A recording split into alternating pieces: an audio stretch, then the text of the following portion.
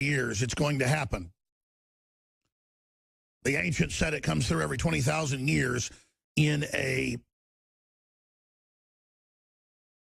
different type of orbit that doesn't go in circles around the sun, but goes way out past the Kuiper Belt and comes in basically at an elliptical. And then I started reading deeper into this planet, and there it was, a 20,000-year deformed orbit going out into deep space, 10 times the size of the Earth. It is Planet X, folks. Isn't that just perfect that this would just show up while all this circus is going on? Now I want to be clear about this. It fits the bill of Planet X. They're probably 50, 60, 100, 1,000, I don't know, Planet X's. They've already chronicled hundreds and hundreds of planetoids bigger than Pluto in the Kuiper Belt out past the former 9th planet, named after the god of the underworld. A fitting name. The Roman god of hell.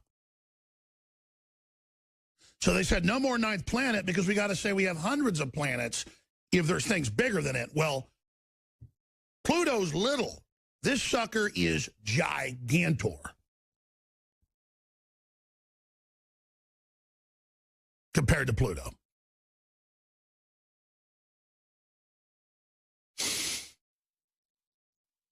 They're in the news today, meteorologists talking about how the moon being full during the blizzard is going to make it worse, and it does. It affects space winds, winds of space, the sun, and a lot more.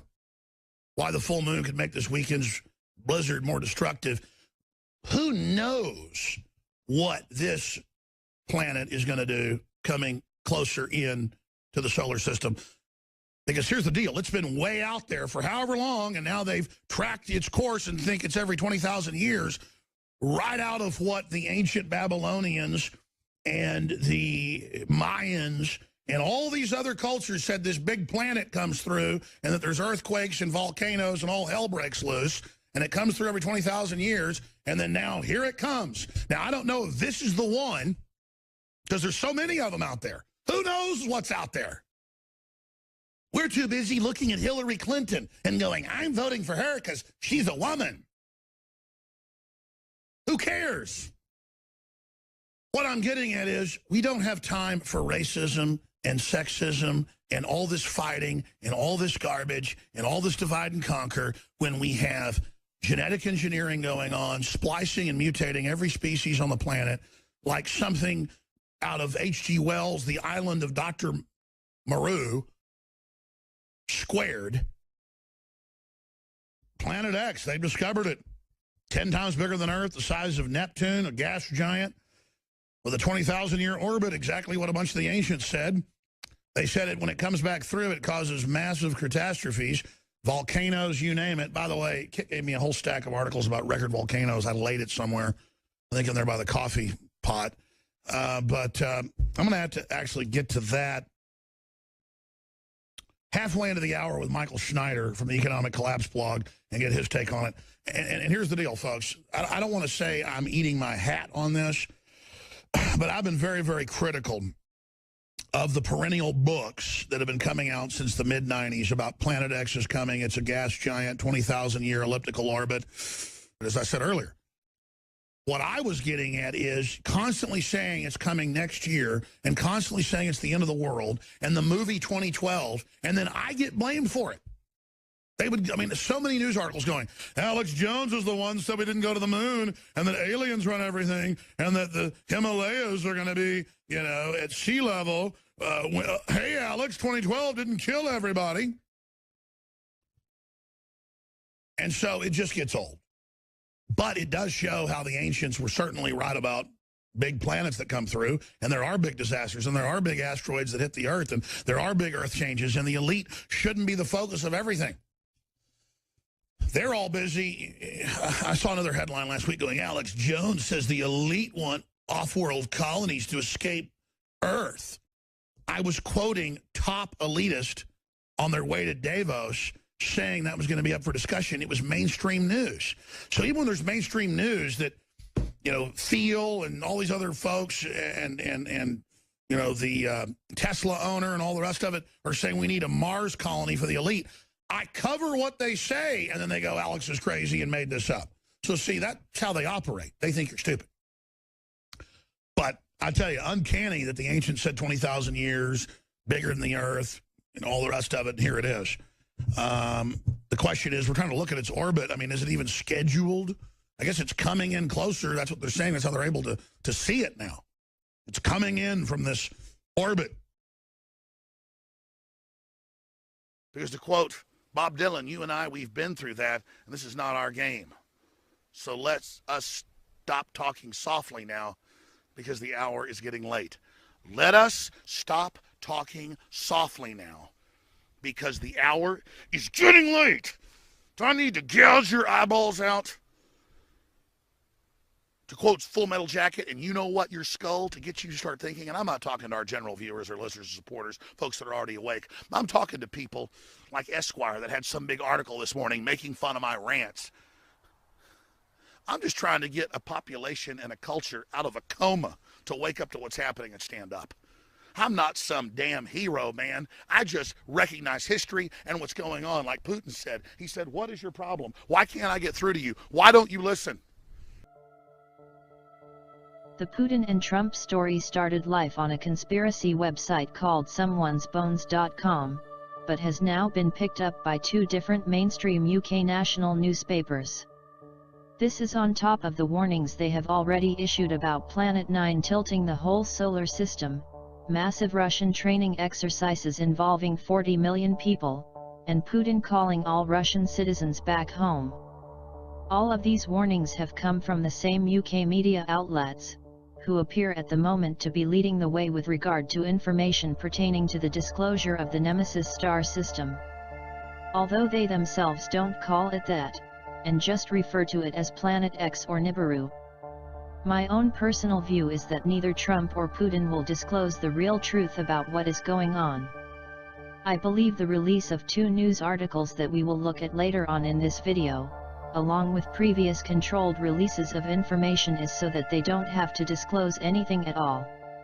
If Trump or Putin were to make such an announcement, there would be global panic with commodities and financial markets collapsing overnight, along with uncontrollable rioting worldwide, which would only serve to make our global elite's goal to escape this inevitable cataclysm all the more difficult. They do want people to know, but only on their terms, and in a carefully orchestrated drip feed of information, just like we have been seeing for the last 12 months now. As the Illuminati have always stated, it would be ungentlemanly like of them not to tell us what their plans are well in advance. There will be no announcement.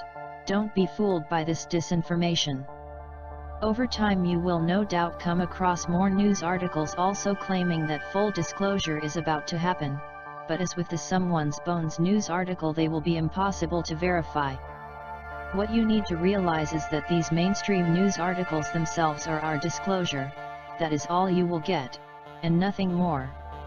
Our evil rulers will save themselves.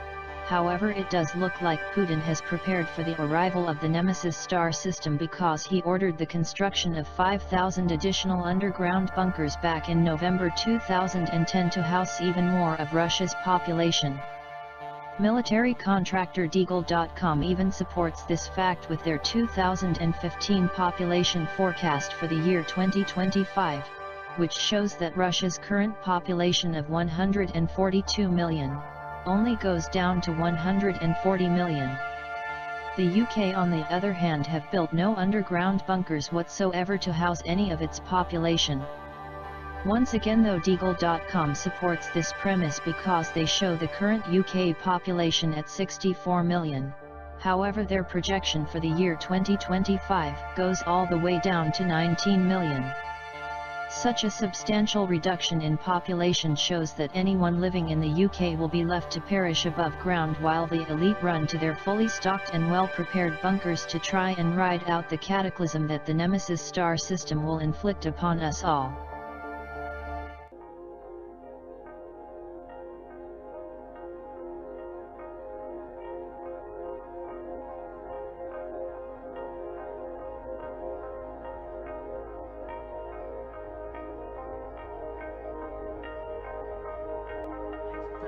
new emergency bomb shelters will be created in Moscow. The city has just given architects the task of coming up with the designs.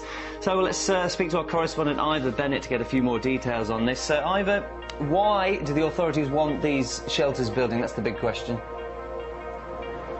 Why? Well, it's because there are only enough shelters at the moment in the city to house and shelter around half the city's population, which, compared to other places in the world, isn't out of the ordinary. That figure is sort of 50% coverage. For example, Switzerland is the only country where there are enough shelters for the entire country's population. But Moscow wants to build another 5,000 shelters, not necessarily because it's expecting nuclear war. We shouldn't be running for cover or anything like that. It's a precaution, because in the last 20 years, this area has been very underdeveloped. The current shelters, a lot of them are outdated and unprepared for this situation. They're comforting to know they'll be there. Let's hope they'll never be needed. Thanks very much, our correspondent Ivor Bennett.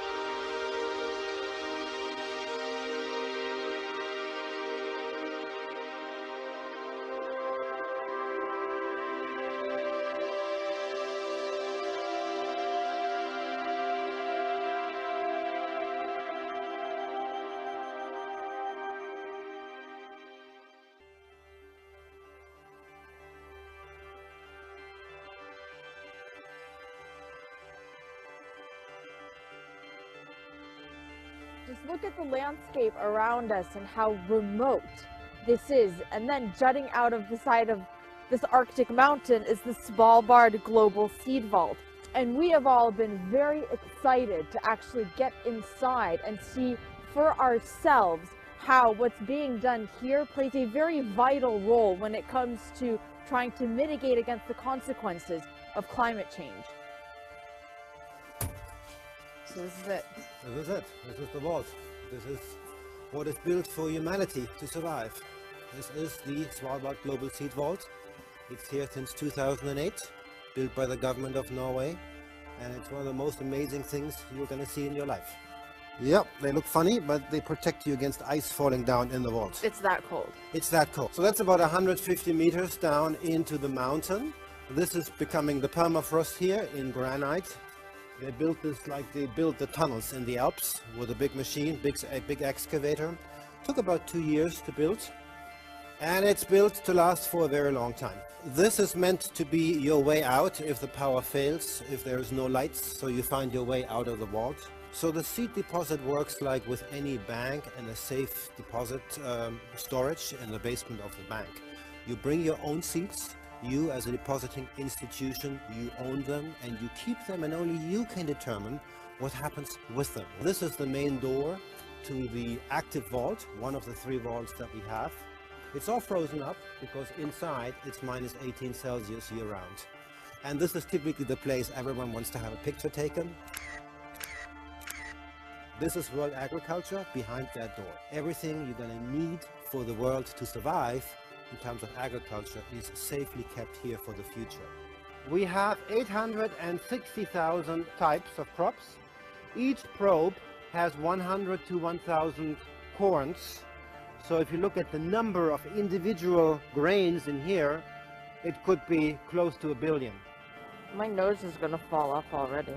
You need to keep warm here with everything that you can. And when you go inside, it gets colder because of the draft of the AC. You could go back to Svalbard and recreate agriculture in the world, which I find an amazing concept. In the event of a cataclysmic occurrence, this would stay and preserve these seeds for how long? This can stay for many, many years, 10, 20, 30 years time. So you have a lot of time to think about what to do, even if power fails here and doesn't get restored. It's a safe place. It is truly remarkable and such a unique experience. The general population doesn't have access to this vault, and we're among the few who have actually been inside. And as Michael said, it really does make you pause and think about how what is being done here is really helping to safeguard our future. We're sending a message. We have the capacity to do it, and the message he'll know it. He'll know it, and it'll be at the time of our choosing, and under the circumstances that have the greatest impact.